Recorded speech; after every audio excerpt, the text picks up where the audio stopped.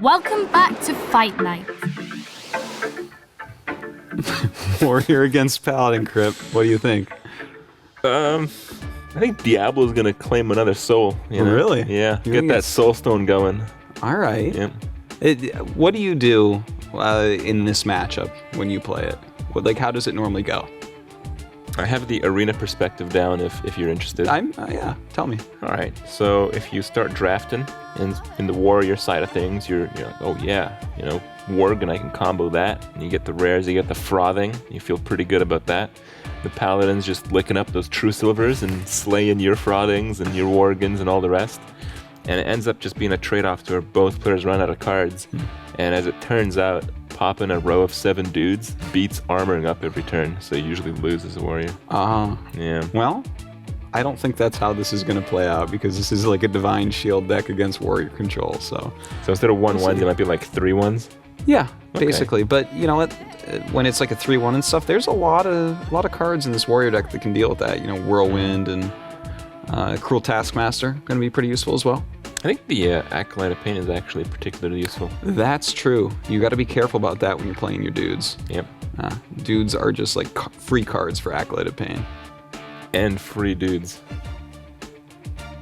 What? Well, the dudes die pretty much. Oh, for that's free true. as well. Yeah. You get the cards. You're like and basically the dudes paying die. 2 mana so that he can draw a card. Yeah. At that point. Yeah, It's you're actually- warlock abilitying him. Except there's no damage being done. Well, there's slight differences. Yeah. All right, well, let's go ahead, get into this game, and see. Maybe we should just keep talking about Will Diablo? Yeah, I mean, we're gonna keep talking about it. That's what we do, right? it. Yeah. We have a lot of things to talk about here, though. I mean, I think we're both pretty big fan of dudes. We both play Paladin. We both like, bacon dudes. yeah, those dudes. There's nothing they're wrong great. with them. Oh, it looks like they're bored of our conversation and would like to start without us. All right, Well, I guess we'll keep up with them. Harrison Jones. Would you keep that in your opening hand against Warrior?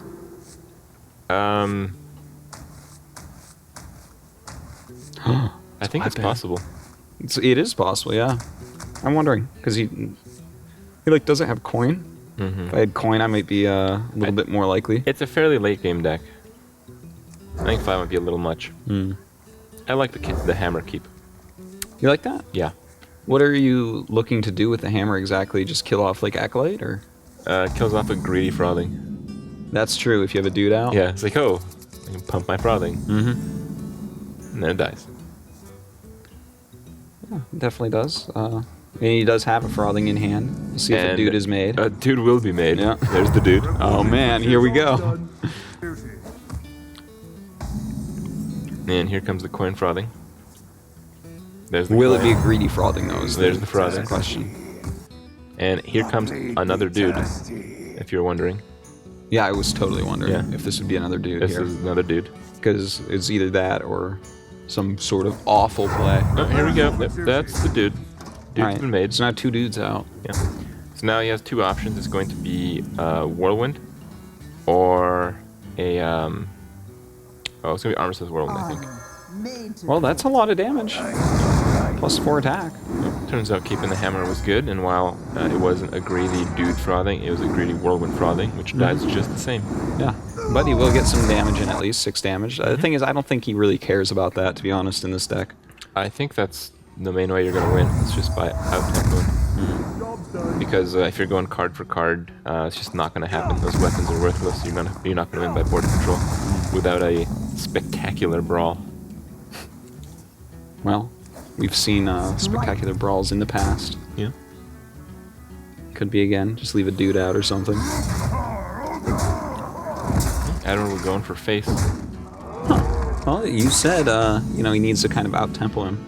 And here comes a collection of artifacts, I believe.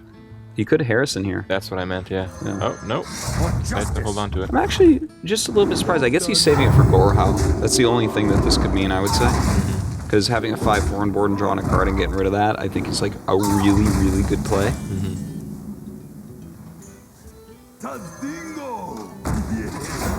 Sinjin's really annoying in this spot. I've definitely engineered a play where you drop either an empty board 5 toughness creature or a Sinjin against an opponent who has a true silver out, and then just completely makes it useless. Yeah, this is not going to do very much right now, that's for sure. Let me think. Well, I mean, I think you to be Squire honest, Dude. I would. You think Squire Dude? I'm still kind of a fan of the Harrison Jones play, but I guess if you saved it already, you're really looking for Gorehowl with it. Commit. Yeah.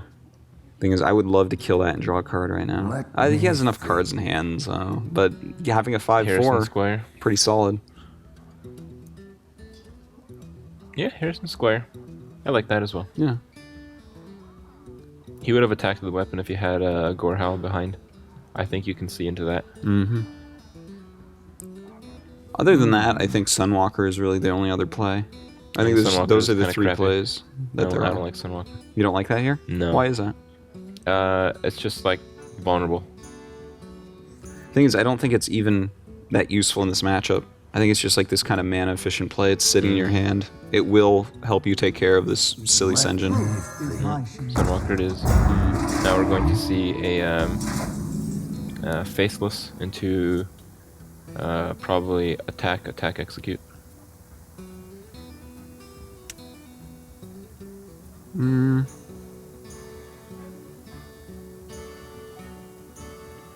We could see Karn as well. It's a possibility. What I do like using the execute, but it feels so wasteful. But he does go for that Karn, and now he actually has a couple good things that he can faceless here.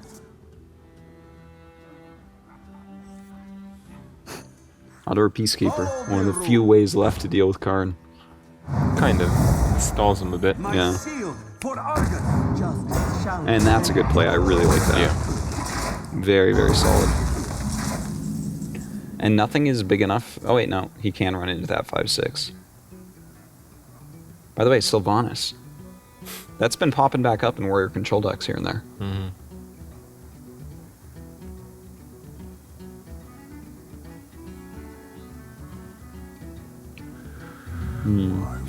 I'm thinking of. Oh man.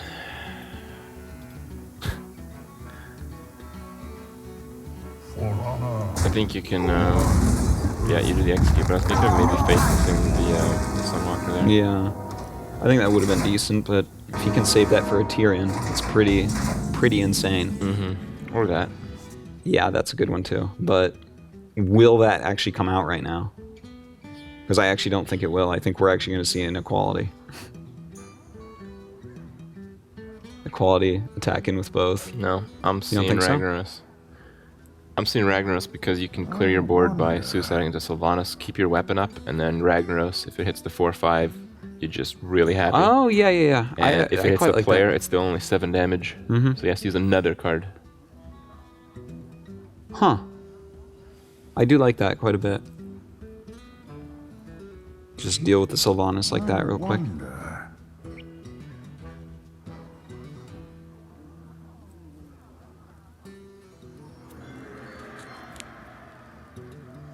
Of course, he does have that Equality Consecrate combo, not something he's going to use now. He has good Equality for him. Avenging Wrath as well. You can attack face with the 4/4, and then Equality, and then trade the 2/3 into Sylvanas, and then Avenging Wrath, which will probably clear the board. But that's too fancy and not cool enough. Not cool enough. No. I think Rag is easy play here. Into the breach. Yeah. There's nothing else that he would possibly do here, I would say. Oh, there's other possibilities. I just don't think they're very good.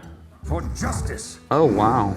He's actually going to go ahead and Avenging Missiles, or Avenging Wrath, rather. Avenging Missiles is not a card I remember among the Talon. Yeah, no, that's a Paladin Mage hybrid. Okay.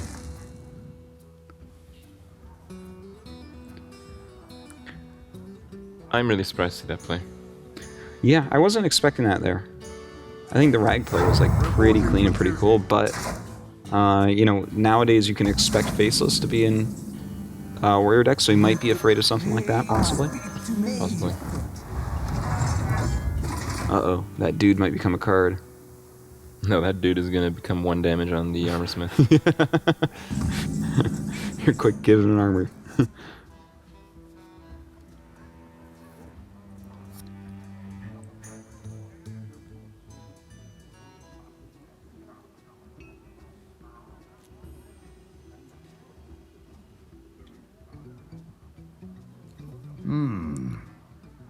not sure what to do here. A lot of tough calls this game. Yeah. It adds to the difficulty that, you know, we've never really seen a paladin deck quite like this.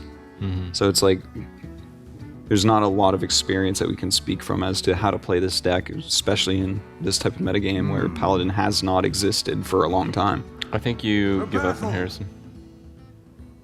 The thing is, he has a lot of other cards that you can play here. Oh wow.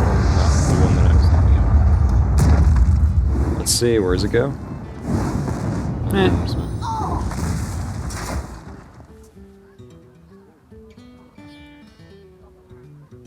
Romesh. Well, let's see where this ride goes. This is game breaking here. Alright. I believe we're gonna see Quality Consecrate now. Yeah. Quality Consecrate, and I think he will actually True Silver and attack. He's at 10 health. You can't be at 10 health against this much mana. Like, Gromash is so easy to activate. And of course, if he draws a Cruel Taskmaster, it wins anyways. But if he doesn't, then the next turn you can actually go up 2 more life, so that's kind of... Oh wait, actually with Gromash anyways, he's still going to kill him. Because he has the weapon out still. Oh wait, no, he doesn't have an activator though. I think there's a play here besides the Quality Consecrate. And... Sword the Acolyte?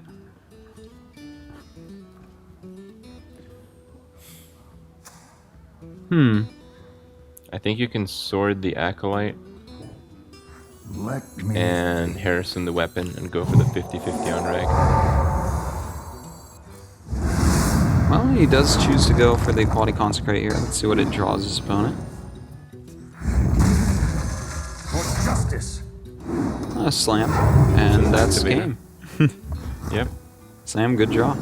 I will crush you. There's a lot of activators left in the deck. Yeah. You had a Whirlwind, 2 No, no. Slams, 2 Cruels. Yeah. So None that was of those only that surprising. unlikely.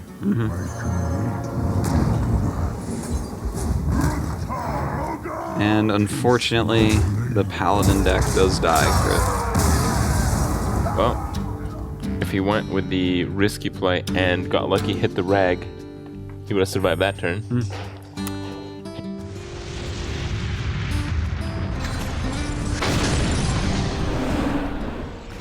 But We're having a lot of good and close games this season, I have to say.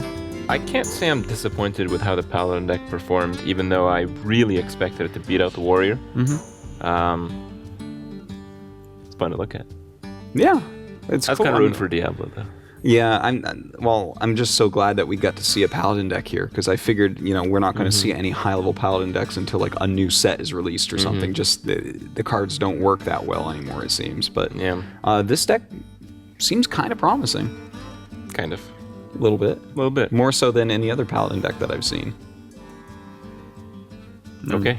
Well, now it goes down to a matchup that we have seen just so many times in professional Hearthstone, and that is going to be Druid going up against Warrior. Yep. How do you like it? Coin flip. I actually give like a slight edge to Druid a lot of the time, but it matters on the cards in the deck. Is that pre or post Tinkmaster?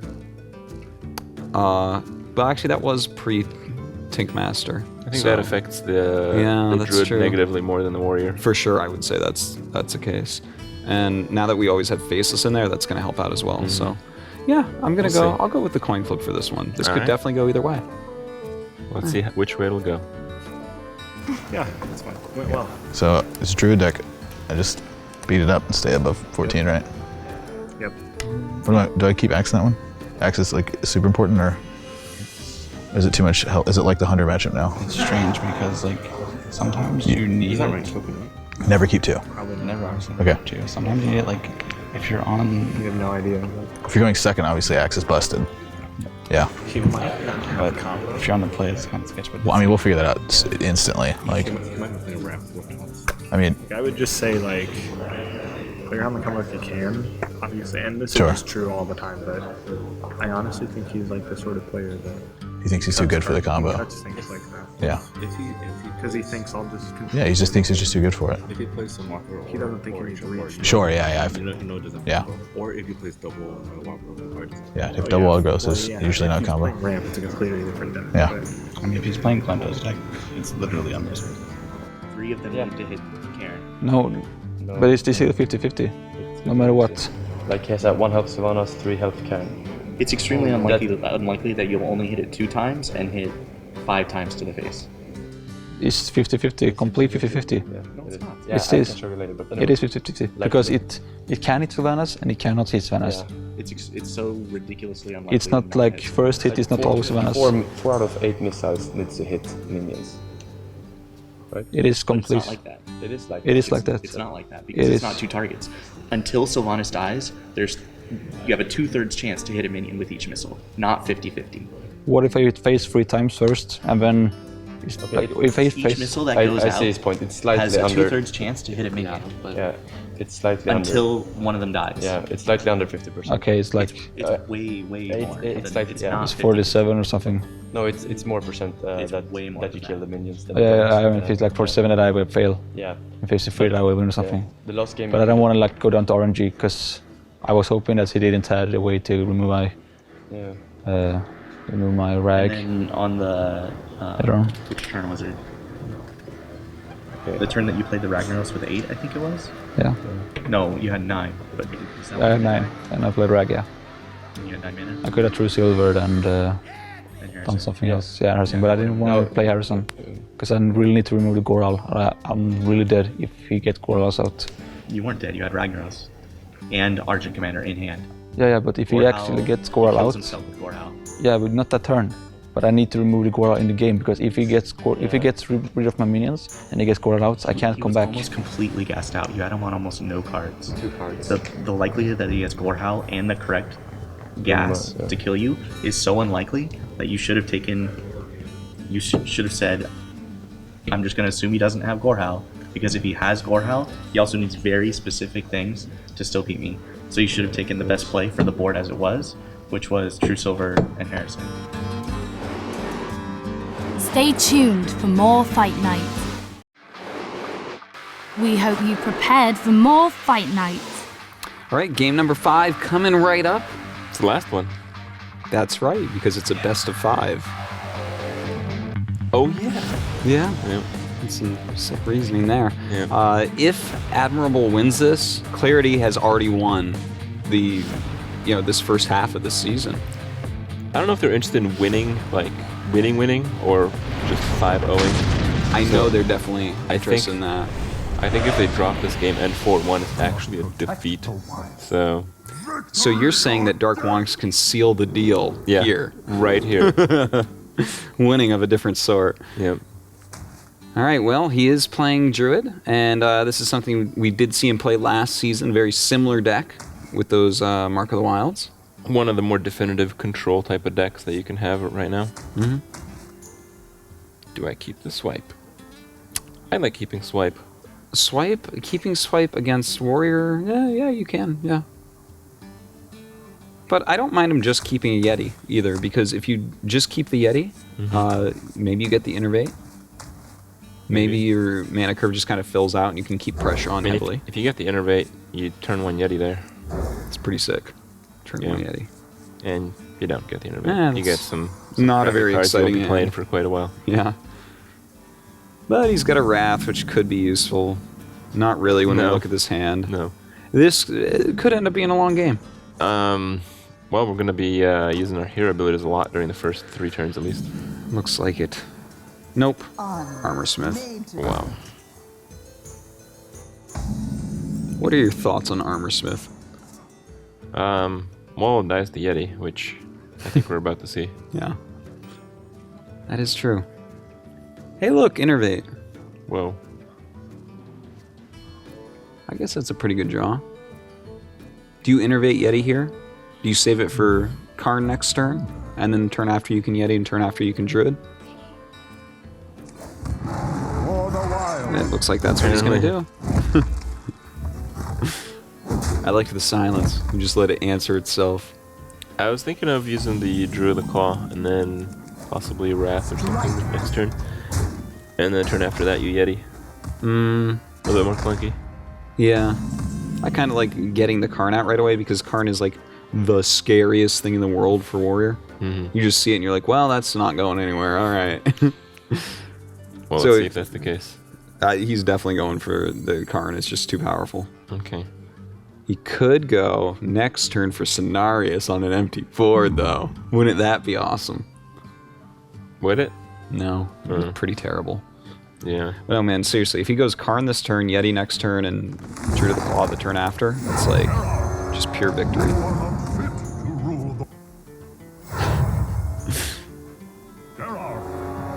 Let's see how ThatsAdmirable reacts. No reaction. No reaction. I guess he's used to this by now. Do you slam X? Probably, yeah. Okay. Oh, it's pretty nice. Because yeah, it is. Yeah. You can easily shield block, shield slam next turn. But he definitely should go for axe, I would say. I think you can Cruel Task. Trade, he attacks the Cruel Task, then you bring out the axe. I wonder. Because if you axe... Oh, yeah. I really like that, actually. That's really smart. Because looking at this, he might be like, okay, I guess you don't have an axe. Duped. About that. No, if he gets a slightly better play next turn, he can shield slam without the shield block.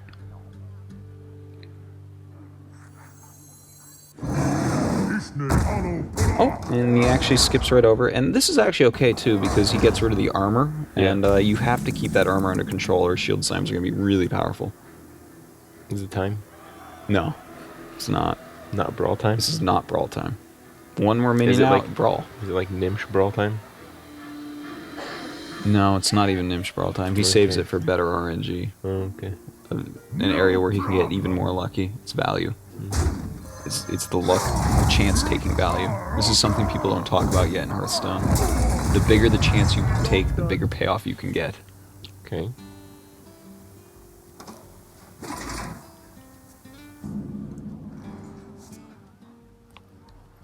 Well, here's that Druid of the Claw, I believe. Where shall I strike?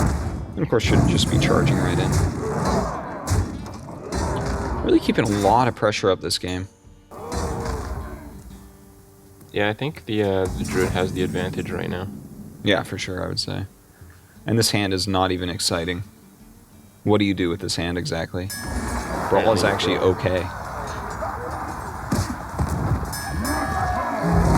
Oh, he's gonna use Whirlwind to finish it off.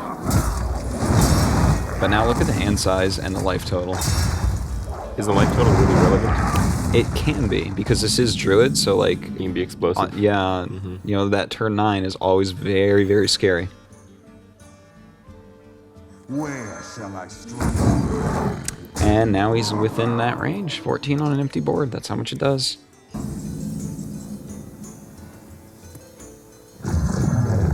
I hate having to do things like that. It's the anti-value. Well, Darkwonyx is in a very commanding position right now. Oh man, especially with that. Yeah. And this is actually quite a nice play. I really like this. If he gets like one good swing in, it's just going to be over. There's going to be no way to stop him. Alright, it's a worthless card. I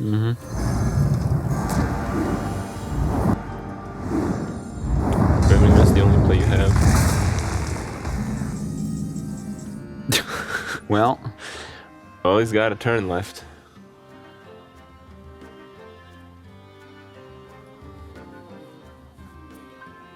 I think you... Well, you're playing against Warrior. You force a nature Wrath, I think.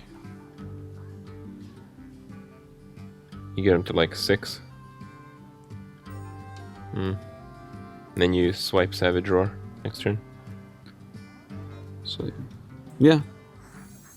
There's like a lot of ways you can bring him down to very, very low, but you know, he could theoretically Alexstrasza the next turn, so you might want to just save the combo.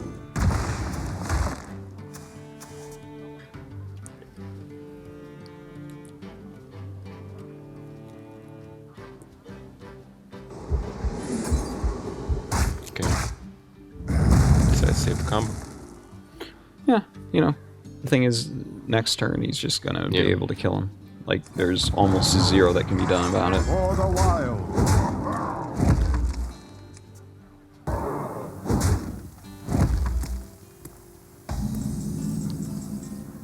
Gorhel.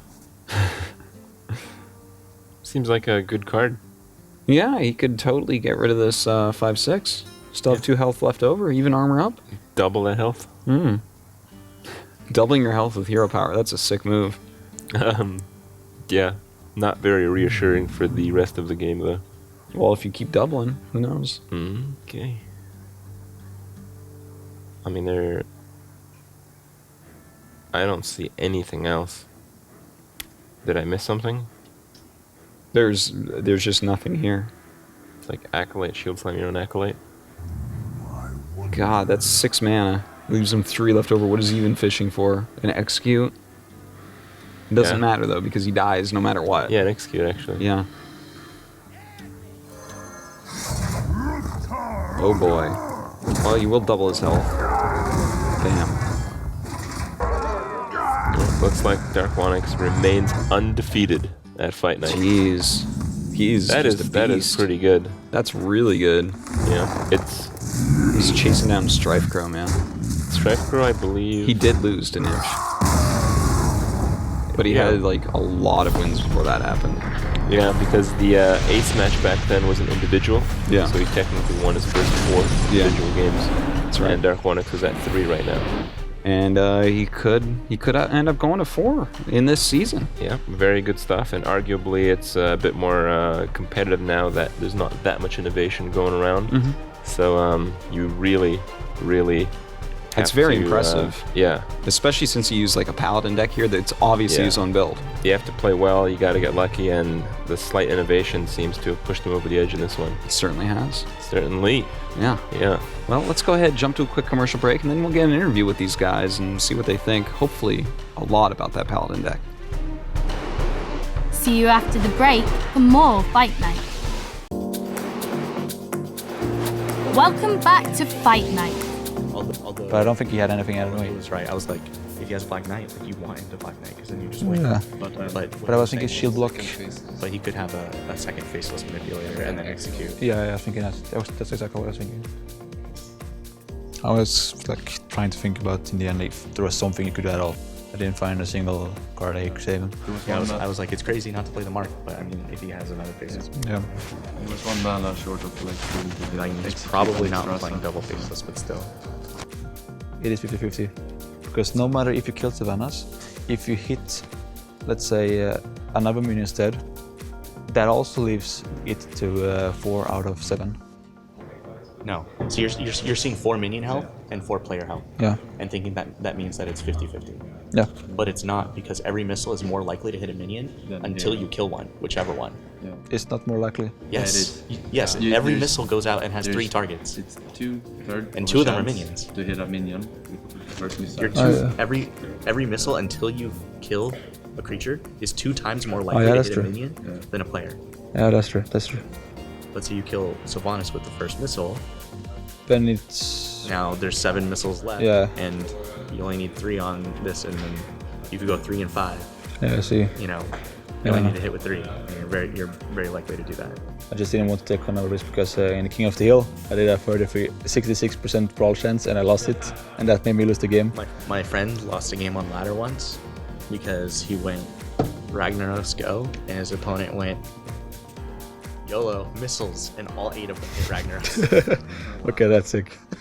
I just went like I wanted to take the safest option. Or 8 coin flips in a row. Just yeah, I don't want to lose to do RNG. That's the thing.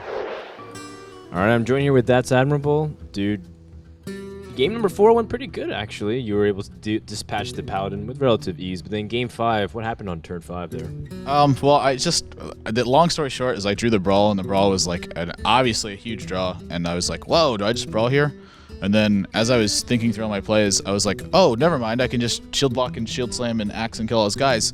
And then I just got excited and I played too fast and it was a blunder. So, Right, and the arm ended up getting shredded. Yeah, and you just lost control. Of the yeah. game. Long story short, it just completely cost. Like I had to brawl the next turn anyway, and like with the brawl at this point, like had a no % chance to win the game though.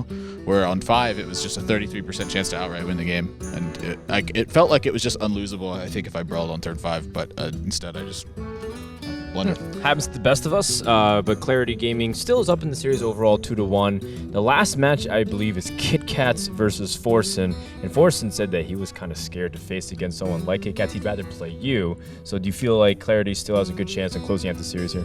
Well, I heard Kit Kat say earlier that he thinks that I'm better than him, but I think that's a pretty grand statement. I think that both of us are pretty equal in terms of play skill. Like we both play really strong.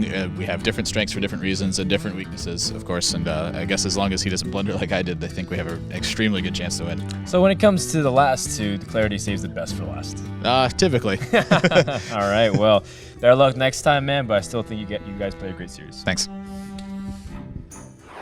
I'm here with Darkwonyx, the winner of the last match for Team ManaGrind. You guys have a shot at actually taking the series. Yeah. It's gonna have to be a 3-2, so it can't be quite as satisfying as you'd hope it'd be. And that's in the most optimistic sense. Yeah, it is. Do you expect it to happen?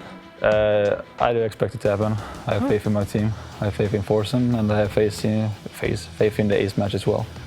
Well, you definitely have to look at it that way if you're gonna make it happen. You have to be positive about it. I think you played very well, and I think a lot of people are just quite curious about your innovation with Paladin, the El Diablo. No Copperino. No Copperino. Well, I don't think they're going to listen to you. I don't think so neither. Yeah. What do you think about that deck? How does it play? How did it come to fruition here? The first is the surprise factor, that they have no idea what the card like the deck is actually about, because it has so many weird cards that never plays, like Brewmasters and Blood Knights and even Divine Shield guys nowadays. And it can provide a nice tempo gain by just having the Divine Shield guys just trading or actually doing something with them with Blood Knights, pumping it up early on, getting a 6/6 turn 4 or turn 3. That seemed to work. It seemed to work, yeah. Unless they have like a silence or a hard removal. And it can also regain tempo by gain card advantage by reusing the minions with Brewmaster, regaining the Divine Shields, regaining the Elder effect, Blood Knights. I think almost every single card in the whole deck has some kind of reuse factor in the deck, so I can use them twice with the Brewmasters. Well, it was very good. From my point of view, I think every move you made was just about perfect. Except one I thought was a bit questionable. I don't know if you will remember it, because I know when you're in the game it's kind of hard to go over through everything. Try me. But when you were playing Shaman against Shaman, you Argused 2 totems that suicided. What was the mentality in that play? Were you trying to set up for something for a future turn? The card I was afraid of was Earthshock. And it would have killed the Squire, no matter if I pumped it up or not. It would still kill it. So I was playing around the Earthshock, which eventually happened, the turnaround. So pumping up the totem was actually the right play at that point, because the Squire couldn't attack anyway. It was just a sleeping wall for that moment, which would have died anyway. So having 1 point damage on a totem actually made it trade with his Searing Totem. It was Flame Tongued at that turn. Okay, well, you made it work. You're still undefeated. All right, well, let's head to Dan and see our final 2 players. All right, it's come down to match number 4. Clarity Gaming still leads 2-1, and Forsen needs to tie it up. You think you can? I think I can for sure.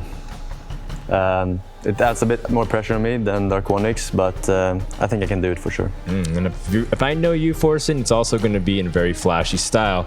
Now, Kit Kat's Admirable couldn't do it, the captain couldn't, but he's putting his faith back on you. I think it's well placed. The player that I actually fear most from ManaGrind is Forsen. He plays a very unique style, and that's generally my weakness. But I don't think it'll be my weakness tomorrow. Well, you've waited long enough, gentlemen. Tomorrow night is going to be one of the deciding matches potentially for Clarity, or will ManaGrind tie it up? We'll see you guys tomorrow night for another episode of Fight Night.